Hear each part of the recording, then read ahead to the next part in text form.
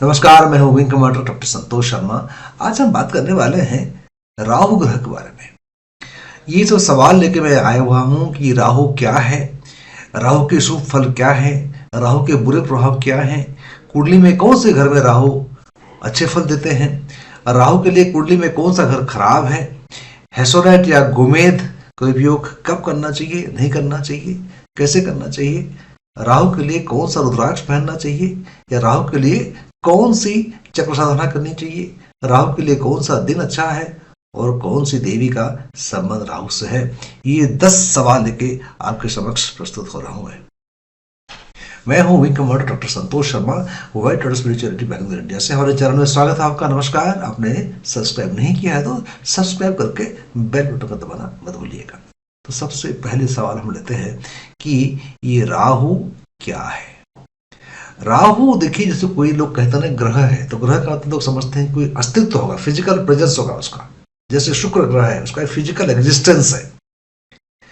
लेकिन जैसे gravitational force है, माध्याकर्षण शक्ति है पृथ्वी का, उसका कोई रंग रूप नहीं है, दिखाई नहीं पड़ता है, उसका फिजिकल एग्जिस्टेंस नहीं है, लेकिन उसका महसूस कर सकते हैं हम। यदि ये पृथ्वी का माध्याकर्षण शक्ति ना हो तो हवा में उड़ जाए, तो जो चुंबकीय शक्ति होती है उसको हम फील कर सकते हैं, उसको हम महसूस कर सकते हैं, लेकिन उसको हम ना छू सकते हैं ना देख सकते हैं। तो उस प्रकार से राहु की स्थिति होती है। तो राहु जो है ये कोई ग्रह नहीं है, राहु कोई फिजिकल प्रेजेंस वाला ग्रह नहीं है। राहु की उपस्थिति ही काफी है आपको महसूस कराने के लिए। जैसे मैंने एग्जांपल दिया ग्रेविटेशनल फोर्स, जैसे विद्युत है, करंट है, करंट को किसने देखा नहीं आज तक, लेकिन करंट है, करंट के बीच झटका लगता है आपको। इस प्रकार से राहु का एग्जिस्टेंस तो है, लेकिन उसका रंग रूप क्या है आपको मालूम नहीं है। लेकिन शास्त्रों में वर्णन ये आता है कि उसका रंग रूप जो है ये इंफ्रारेड है। रेड कलर तक हमको दिखाई पड़ता है आंखों से, लेकिन इंफ्रारेड हमको दिखाई नहीं पड़ता, तो इंफ्रारेड है राहु। तो ये मंगल से भी ज्यादा स्ट्रॉन्ग होता है। रेड कलर मंगल होता है, ये उससे ज्यादा स्ट्रॉन्ग होता है। तो ये आप कह सकते हैं एक शक्ति है जो कि वृत्ताकार है, क्योंकि ये आपका जैसे सूर्य और पृथ्वी जब आमने सामने हो और बीच में चंद्रमा आ जाए तो क्या होता है कि सूर्य ग्रहण दोष लग जाता है, ग्रहण दोष लग जाता है। तो ये जो राहु और केतु का एक्सिस में जो घूमते रहते हैं, तो ये जो सूर्य चंद्रमा और पृथ्वी घूमते रहते हैं, तो सूर्य ग्रहण चंद्र ग्रहण जो होते हैं तो अलग अलग पोजिशनिंग की वजह से होते हैं। उस पोजिशनिंग की वजह से ही ये शक्ति का बढ़ना घटना होता है। जो चुंबकीय चीजें होती हैं घटते बढ़ते हैं depending on the distance and positioning. तो राहु किस प्रकार समझें कि एक वृत्ताकार शक्ति है जिसका कोई पिंड नहीं है, मतलब it is something like circular energy जिसके की सेंटर ही नहीं है, ऐसा समझिए आप। दूसरा सवाल यह है कि राहु के शुभ फल क्या होते हैं, what are the good results of Rahu. Rahu के शुभ फल ये होंगे कि ये आपको विदेश ले जा सकता है, ये पावरफुल लोगों से आपके संबंध स्थापित करने में मदद कर सकता है, और जिंदगी में बहुत सारे आपको रिस्पेक्ट दे सकता है। जैसे राजनेता वगैरह होता है, राहु अच्छा हो तो उन्हें बड़ा फायदा होता है। तो राहु के शुभ फल इस प्रकार से हो सकते हैं। तीसरा सवाल यह है कि राहु के बुरे प्रभाव क्या है। राहु यदि गलत जगह बैठा हो, बुरे प्रभाव दिखा रहा हो, तो आपको पागल कर सकता है, भ्रमित कर सकता है, नशे की लत लग सकती है आपको। नशा मतलब शराब पीना, सिगरेट पीना, गांजा पीना, ड्रग पे आपको ले सकता है। तो इस प्रकार से राहु के बुरे प्रभाव दिखाई पड़ते हैं कि आदमी को खत्म कर देता है, ये मेंटली आपको एकदम बैकड्रॉप कर देता है और आपको डिसोरेंट कर देता है जिंदगी में। चौथा सवाल यह है कि कुंडली में कौन से घर राहु के लिए अच्छे होते हैं। ज्यादातर देखा गया है कि राहु यदि भाग्य स्थान में बैठता है तो भाग्यवर्धक कहलाता है। राहु यदि छठे स्थान में 6th हाउस में बैठेगा तो ये शत्रु संहारक कहलाता है। राहु यदि कार्य क्षेत्र में बैठेगा, उसका मतलब है कि 10th हाउस में बैठेगा, 11th हाउस में बैठेगा, तो भी आपको ये काम में तरक्की देता है, पावरफुल लोगों से मिलने का अवसर देता है, विदेश से संपर्क साधने में मदद करता है। तो जैसे आपका लिक्विड का बिजनेस करते हैं, आप पानी का बिजनेस करते हैं, पेट्रोल का बिजनेस करते हैं, राहु इन सभी चीजों में आपको मदद करता है। पांचवा सवाल यह है कि राहु के लिए कुंडली में कौन सा घर खराब है। स्पेशली मैं देखता हूँ कि यदि पांचवें फिफ्थ हाउस में राहु बैठेगा तो ये आपके, यदि पुरुष है आप, तो आपके बने बनाए प्लान को मिट्टी में मिला देता है। यदि आप स्त्री हैं तो आपको गर्भाधान करने में देरी करता है, बार बार अबसूस हो जाते हैं, तो बड़ा खतरनाक है वहां बैठना।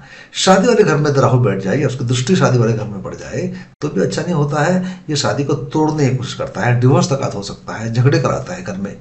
तो इस प्रकार से अनेक चीजों को देखनी पड़ती है चार्ट में। केवल एक घर के बारे में ही बताना मुनासिब नहीं होगा, क्योंकि राहु के साथ कौन बैठे हुए हैं, क्या समय चल रहा है, ये भी हमको देखना पड़ता है। तो मोटा मोटी जानकारी के लिए बताना चाहता हूँ कि जब पांचवें घर बता एग्जाम्पल दिया मैंने, सातवें घर का एग्जाम्पल दिया मैंने, इन घरों में इसका प्रयोग, इसका प्रभाव जो होता है अच्छा नहीं होता है। छठा क्वेश्चन ये है कि हेसोनाइट का उपयोग, यदि आपके चार्ट में राहु अच्छे नहीं है तो कतई आप हेसोनाइट या गोमेद का उपयोग ना करें, मत कीजिएगा, इसको नुकसान ज्यादा होता है। लोग गलती से करते हैं, मैं कहता है मत करो। मैं तो ये कहता हूं कि राहु के लिए गोमेद का इस्तेमाल जितना सोच समझ के करें उतना अच्छा है, क्योंकि जासूस खतरनाक होते हैं। कभी कभी आप गोमेद पहने हुए हैं लेकिन सूर्य की चल गई महादशा, आपको तो गोमेद को उतारना पड़ेगा, आप करते नहीं है ऐसा। तो स्टोन को पहनने के लिए बहुत सतर्क होने की बहुत जरूरत है, ध्यान देने की जरूरत है, कब पहनना है, नहीं पहनना है, कौन सा उंगली में पहनना है, कब उतारना है। लोग खाली पहने ही रहते हैं, उतारना भी बहुत जरूरी है, कब उतारना आपको मालूम नहीं है। आप पहने रहेंगे तो आपको हानि करेगा, तो हेसोनाइट से बचे। और राहु के लिए रुद्राक्ष धारण करें। सातवां क्वेश्चन, राहु के लिए कौन सा रुद्राक्ष धारण करें? राहु के लिए आप जो है 9 मुखी रुद्राक्ष, 9 मुखी रुद्राक्ष धारण करें। बहुत लोग कहते हैं कि राहु के लिए 8 मुखी होता है, केतु के लिए 9 मुखी होता है। इसका मैं विरोध करता हूं। मैं इसके बारे में पहले वीडियो बता चुका हूं कि क्यों मैं कहता हूं कि 9 मुखी रुद्राक्ष राहु के लिए होता है। पहली बात तो ये जान लीजिए कि 8 मुखी का मैं केतु इसलिए कहता हूं कि 8 मुखी के मालिक होते हैं भगवान गणेश, जो कि ज्ञान के लिए होते हैं, और केतु भी ज्ञान के लिए होता है। 9 मुखी रुद्राक्ष का जो मालिक है, जो एनर्जी कंट्रोल करती है, ये आपके जो है ये शिव के अवतारी कहे जाते हैं। 9 मुखी रुद्राक्ष के कंट्रोलिंग जो हेड होते हैं वो होता है भैरव। भैरव को राहु से जोड़ना ज्यादा लॉजिकल लगता है मुझे। और जैसे केतु 8 मुखी रुद्राक्ष भगवान गणेश से जोड़ना मुझे लॉजिकल लगता है, इसलिए मैं अब कहता हूं कि 9 मुखी रुद्राक्ष आप धारण करें। अब 8वां सवाल यह है कि राहु के लिए कौन सी चक्र साधना करें। आप जानते हैं कि हमारे शरीर में 7 चक्र हैं। 7 चक्र में जो मूलाधार चक्र है, रूट चक्र है, उसकी साधना करनी चाहिए, क्योंकि ये रूट चक्र में मंगल और राहु का स्थान होता है। रेड कलर और इंफ्रारेड कलर, विबग्योर जो आपका 7 रंग है, सबसे नीचे का रंग वही है। सबसे ऊपर में आपका जो वायलेट कलर है वो केतु का स्थान है, नीचे आपका राहु का स्थान है। फिर हम देखते हैं कि ये राहु के लिए कौन सा दिन है। शनिवार के दिन में राहु की साधना करनी चाहिए। राहु ओम राम राहवे नमः का जाप कर सकते हैं शनिवार के दिन में, और इनको जो है स्पेसिफाई कर सकते हैं। देवी की बात चल रही है, कौन सी देवी का संबंध राहु से है? छिन्नमस्ता देवी है। छिन्नमस्ता देवी राहु को रूढ़ करती हैं। यदि अगर राहु का इशू है, जिंदगी में समस्या राहु के कारण आ रही है, तो आप छिन्नमस्ता देवी की आराधना करें तो आपको फायदा होगा। छिन्नमस्ता देवी की आराधना करने के लिए आपको आप गूगल से डाउनलोड कर सकते हैं। आप संतान के भाव से कीजिए, आप कोई तंत्र साधना नहीं कर रहे हैं, संतान भाव से साधना करेंगे और आशीर्वाद मांगेंगे तो राहु की शांति होगी। तो हमने क्या समझा कि राहु एक फिजिकल एग्जिस्टेंस वाला कोई ग्रह नहीं है। दूसरी बात है कि इनके अच्छे फल से पावाद सत्ता मिलती है, बुरे प्रभाव से दिमाग खराब होते हैं, पागलपन छाता है, नशे की आदत पड़ जाती है। भाग्य स्थान में, कार्य क्षेत्र में, मतलब 9th house, 10th house, 11th house वगैरह में इसका अच्छा फल मिलता है। फिर हमने ये जाना कि 5वें घर, 7वें घर, ये सब घरों में राहु के फल बड़े बुरे होते हैं। हमने कहा कि हेसोनाइट या गोमेद का स्टोन का इस्तेमाल बहुत सोच समझ के करना चाहिए। 9 मुखी रुद्राक्ष हम धारण कर सकते हैं, और रूट चक्र, मूलाधार चक्र साधना हमको करनी चाहिए। और दिन में हम समझा कि इसको शनिवार के दिन में ओम राम राहवे नमः का जाप करना चाहिए। फिर सम्मत देवी के बारे में बात किया तो छिन्नमस्ता देवी की हमको साधना करनी चाहिए, पूजा अर्चना करनी चाहिए। अगले वीडियो में और ऐसे कोई ग्रह के बारे में हम वीडियो बनाएंगे। आपके मन में कोई सवाल है तो आप सब्सक्राइब करके बेल बटन को दबाइएगा और कमेंट सेक्शन में जाके अपना सवाल भेज सकते हैं। तब तक के लिए मुझे आज्ञा दीजिएगा। नमस्कार, जय हिंद, जय भारत, वंदे मातरम।